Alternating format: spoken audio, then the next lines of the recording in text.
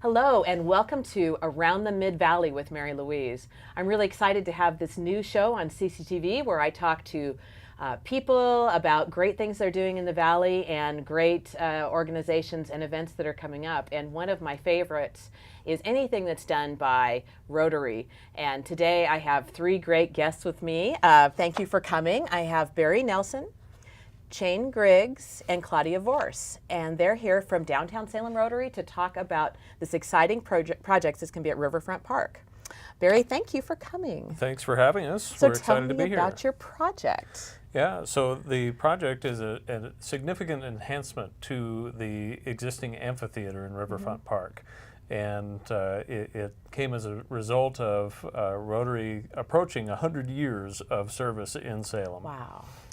So the Downtown Club was founded in 1920, and when I was president of the club in 2015, we recognized that we're approaching our centennial and asked the question, would we like to do something that's beyond the ordinary for our centennial? And the enhancement to the amphitheater is the project that resulted from that. That's great. And so that'll be something that will be around for our children and their children and all of that. So tell me a little bit about, for those in the audience who don't know exactly what Rotary is, tell me a little bit about Rotary, and then let's talk about the project itself. Yeah, so Rotary is an international organization that's made up of leaders in their communities that want to give back to their communities through service. The motto of Rotary is service above self, and annually the 9 different Rotary clubs in Salem do a tremendous amount in our local community. That's a lot of clubs. It is.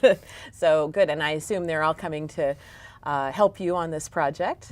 They certainly are. They're enthusiastic about the project. Well, tell me about what is an amphitheater, and or what is this project all about?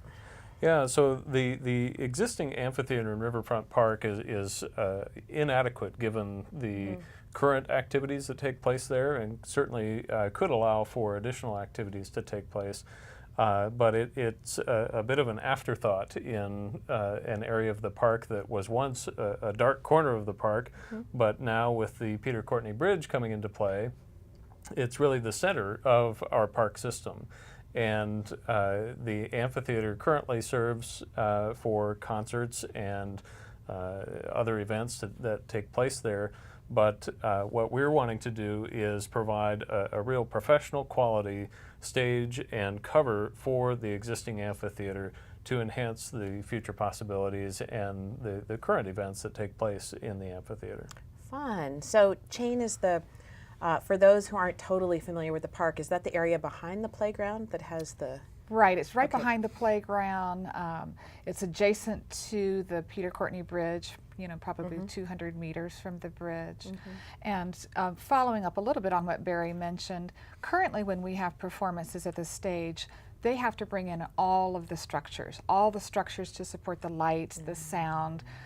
In this case, it would be a permanent structure, would be elevated off the ground, probably around 4 feet. That's still up to design. So we could get some great bands in, yes, maybe some theater productions, right? That kind of thing. And it really won't take up the space that's already been given to the stage. The city council has agreed that that's still good. I mean, we're still playing in the playground that we already are in. So we're not going to be expanding over into the open green spaces area. or any of that kind of stuff. That. Now, I would imagine a project like this is going to take a little bit of funds to make go. And so, Claudia, I know you've been involved in a lot of the fundraising that's going on.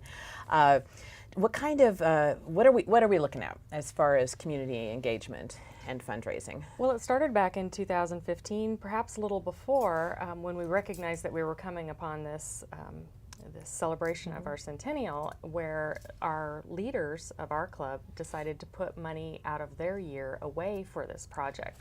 So we started with some seed money there, and then had some significant gifts given from Rotarians in our club and from some, no, I think these are just in our club so far. So we have 300 and We're approaching $400,000 in funds committed to the project already.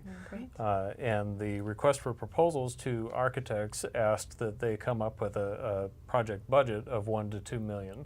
So our target currently is $1.5 million, and we're well on our way to that just from a relatively small group of Rotarians within our club without really trying very hard. So my guess is that once you reach out to the community with this message and how exciting this is going to be for everyone, that will start getting you closer to your goal. Absolutely. So we'll be engaging in a capital campaign and asking potential major donors within the community to support it, as well as going after some grant funding and asking the broader community for their support in addition to Rotarians. Well, so I heard you all talking before the program about some of the places you've been so far. Tell me who you've talked to so far in the community and what kind of responses you're getting out there.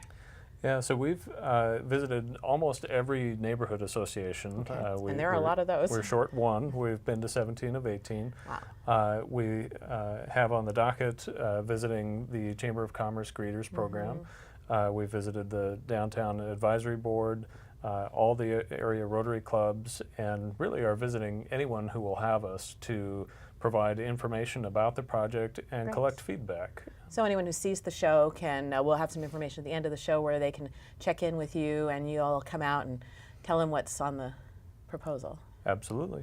That sounds great. So, so mostly because I love theater and music and all those kind of things, what kind of options are we going to have now with this new amphitheater? Yeah, so we that you will build and have all we asked the architects to make this a multi-purpose facility, and so we certainly want to support the existing activities that take place there, not just concerts, but also theatrical performances. Movies in the park is very much supported in our community, and it's important that that be able to continue.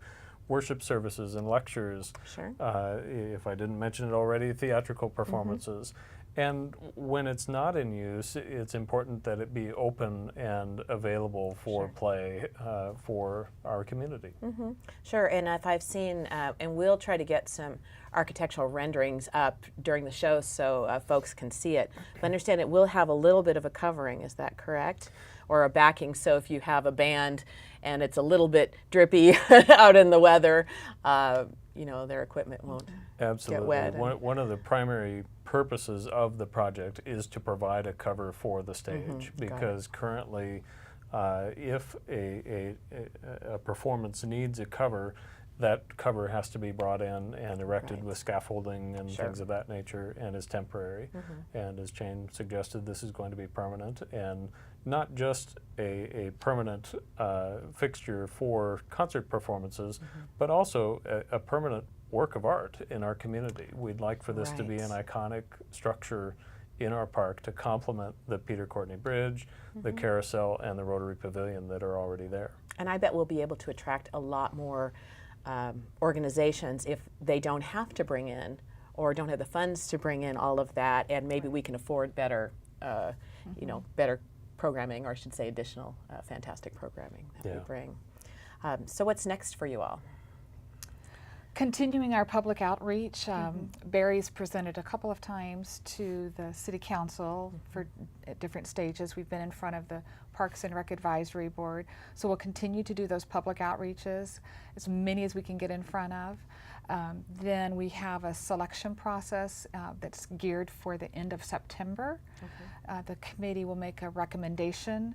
The recommendation goes to the Parks and Rec Advisory Board. It's a recommendation on the full design. Full design. Okay. And then it goes on to City Council for their blessing. So they will be the ones to do the final approval. And assuming that all goes through smoothly, then we move on to groundbreaking and construction. Right. What would be an ideal timeline for you, roughly? Groundbreaking in 2019, and then completion hopefully in the spring of 2020, when we'll be 100 years old. That's great. Yeah. So it's kind of a 2020 where we're looking forward to it.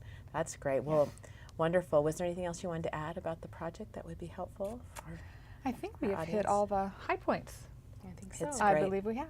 That's wonderful. Well, where can folks go to learn more about either how to volunteer or how to get involved with the exciting stuff that you're doing? Sure. Well, we're trying to regularly update our Facebook page. great. If they search for Rotary Amphitheater on Facebook. Okay. Our website is rotaryamphitheater.com, and our email is rotarystage@gmail.com. Okay, Rotary Stage I can spell. Absolutely. So that's great. Well, we're wonderful. That's wonderful. I'm really excited. So we'll get some pictures up and tell people about the project. And as we get closer, maybe come back on the show. We'll talk a little more about where you guys are at. in the We'd love to process. come back. Okay, wonderful. And thank you for joining me today on Around the Mid Valley with Mary Louise. And we will look forward to seeing you again.